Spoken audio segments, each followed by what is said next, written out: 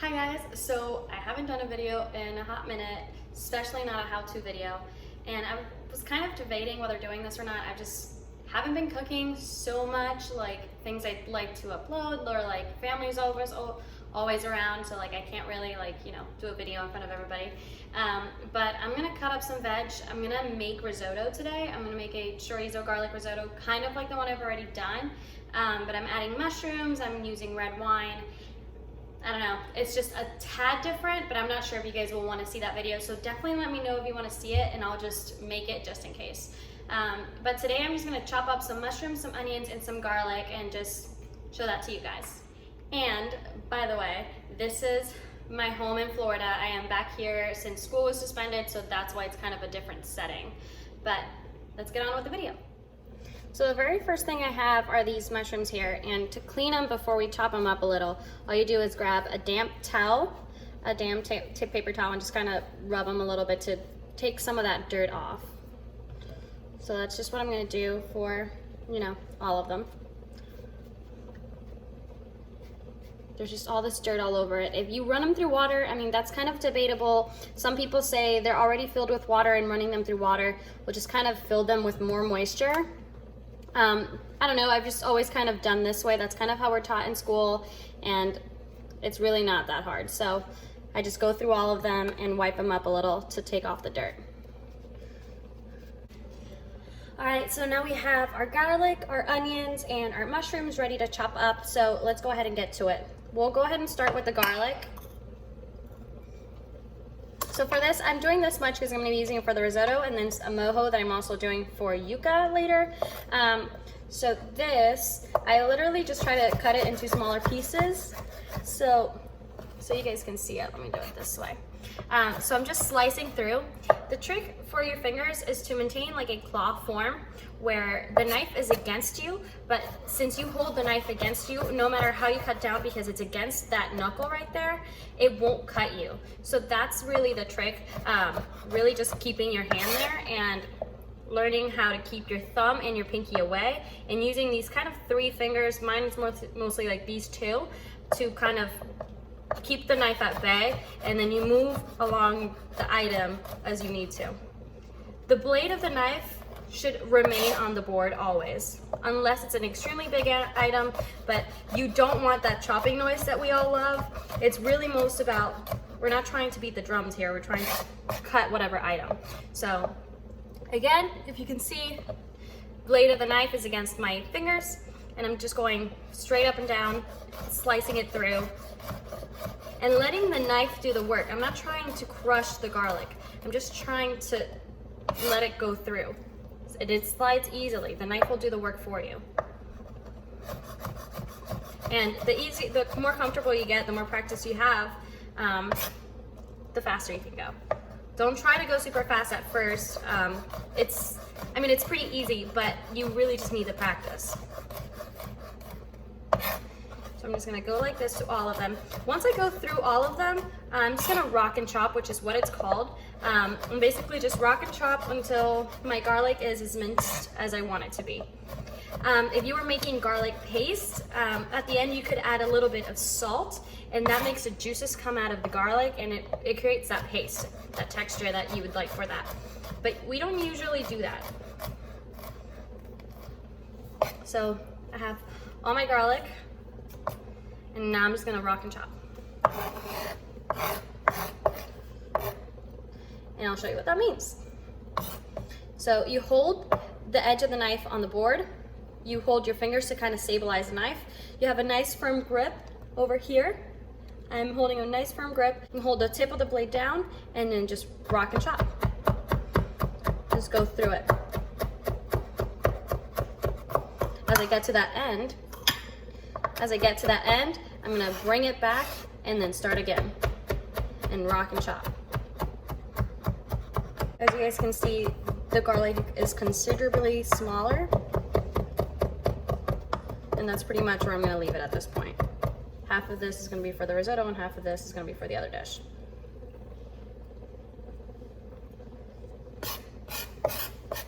All right guys, next we're gonna move on to the onion. So usually what I do is I go right up to the core and I slice straight through. Since the core is a little bit on this edge, I'm just gonna slice this way to have a little bit of core on each side, and hopefully it holds together. What happens with onions, and a lot of people don't know, what makes you cry is the core. Like this right here, cutting that in, is what makes you cry. One of the tricks into, if you do start crying, if it causes that effect on you, one of the tricks is to clean your knife. If you wash off your knife and start over again, usually that kind of eliminates kind of the issue, at least as I've been told. So we're gonna do 2 types of cut today. For the first half, we're gonna do a julienne cut. So for this, we are actually gonna remove the core because we don't want that in there. So, all right, so to do that julienne cut, we're gonna make a V incision to get cross off that core. Just take that all off. You don't want any of that on there because when you're slicing these through, everything's gonna be cooked. You don't want the core on there.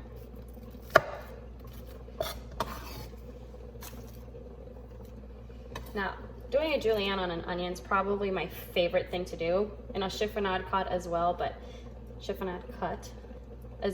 this is my favorite for sure. So you can see, again, fingers are like the knuckle, the knife is against this. This is hard to keep the knife on the board because it is an item with a lot more height, but we're gonna go ahead and chop it down and create that noise. I love that noise. So when we use the blade of the knife, I'm kind of using a sliding motion and then back, up and back, up and back. It's kind of like this like circular motion. So up and back. And I'm keeping my fingers right up against the knife so we have these really nice thin onion cuts.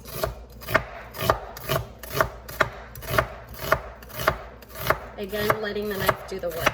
So once we get here, I like to twist it so then I have more, it's less big. And that's again when we can keep it against the board.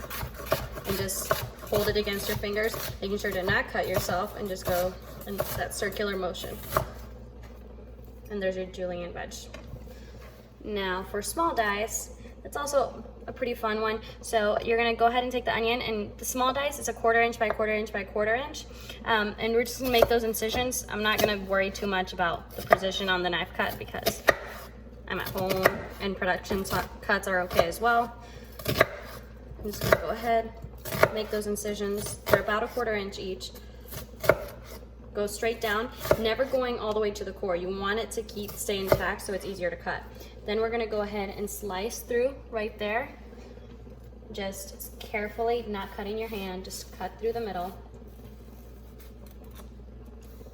And then again, we're gonna grab that cut right here and then slice through. And the onion does come apart, so just be careful.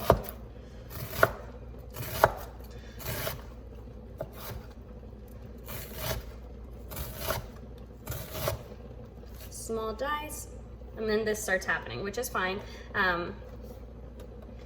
Usually we can use, if you're at a big restaurant, usually when it's not worth going all the way down and cutting and trying to get the most out of it, and if you could just use those parts for stock, that's good too. But obviously since I'm at home, I'm just gonna go as far as I can. And I'm not even gonna bother with the rest on video, but I just try to cut it small. But this it is. It's small dice, really tiny, really small 1/4 by 1/4 inch pieces. And that's what we're gonna use for the risotto. The last thing we're gonna do is these mushrooms. So I love chopping mushrooms. It's also as fun as doing the julienne. So usually I take off that stem. The stem is very flavorful, but it has a very earthy tone. They're very good for like, I don't know, like a type of dashi stock. That would be really nice, or any type of mushroom stock. It would give it really nice flavor, or if you were making like a mushroom ragu.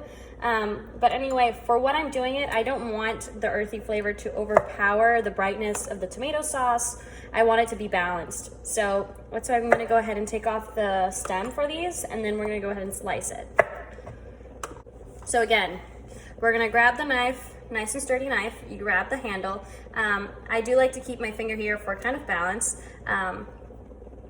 but sometimes I have to, sometimes I don't.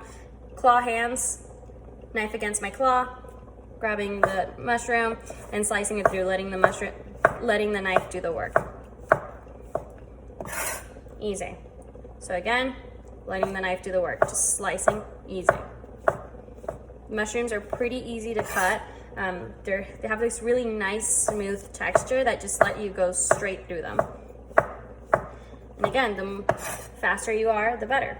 So that's when I'm doing it. I'm just doing it just to show you the motion. Now to keep the blade on the board, you just, again, do the circle motion while keeping the blade on the board. Just go straight through until you're at the very end. The claw is kind of hard to get used to. I still have trouble with it sometimes, but it really is very helpful to making sure you're not cutting yourself.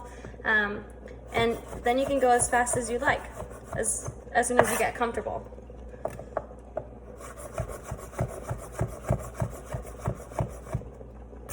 But it's not about speed. It's more about accuracy and quality. Once you get those two, then you can go on to speed.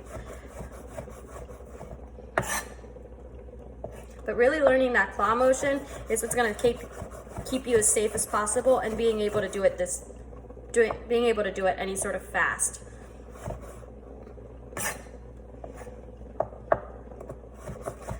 I could do this without looking just because I'm feeling my fingers. If I feel my fingers, I know that I'm cutting straight down onto what it's not me. I feel this right here.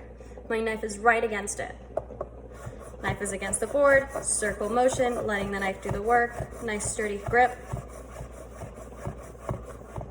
straight through.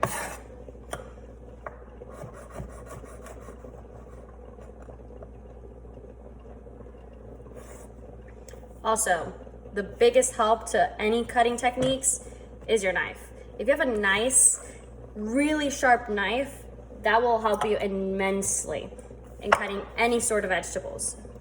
Well, this is going to be it for the mincing, dicing, julienning part of the video. The next part, I'm going to go ahead and remove some casings of the chorizo I will be using for the risotto. I've done this before, but I just want to reiterate since it is this type of video. So I'm going to go ahead and grab that. All right, so on to casings. So every sausage and most force meats have this thing on the outside. This is a casing. This is what encases the sausage meat.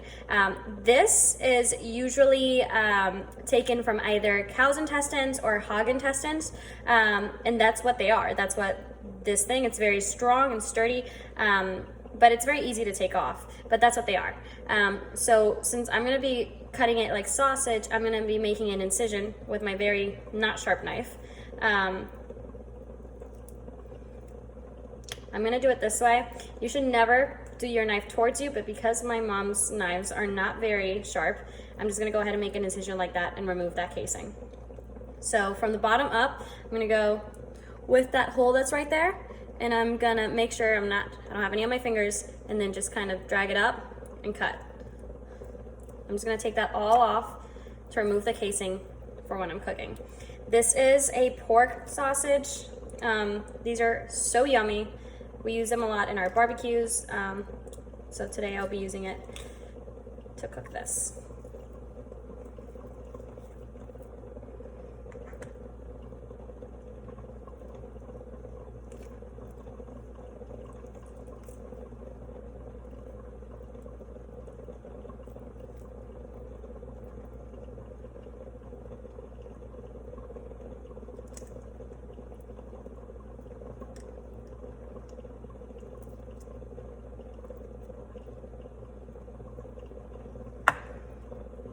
As soon as you remove sausage from this casing, or chorizo, they're both the same thing, you'll notice that the casing is what keeps it intact. Once you remove it, it just falls apart like ground meat.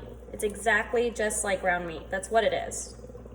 It's ground meat that's seasoned in a way. Sometimes it's part cooked, sometimes it's not. Sometimes it's emulsified like a hot dog. But sausage is a force meat like this, and the only thing that keeps it together is that casing, and that's what makes it, when you grill it, it's just whole. But if you remove that casing, it completely comes apart like ground meat. So that's what we're working with. I'm just gonna ground it up so it's a little bit easier to mix through when I'm making the risotto.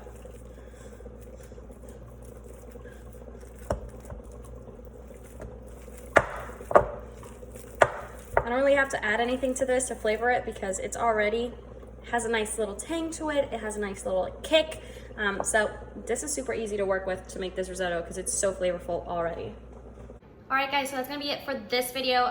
So we minced some garlic, we did some julienne cuts on the onions as well as a small dice. We also sliced up some mushrooms and we removed the casing, kind of shredded up the sausage meat. So let me know if you guys wanna watch the risotto video. I'm gonna go ahead and record that and do a couple more and see if I can get some content up for you guys. Thank you so much and stay safe, please.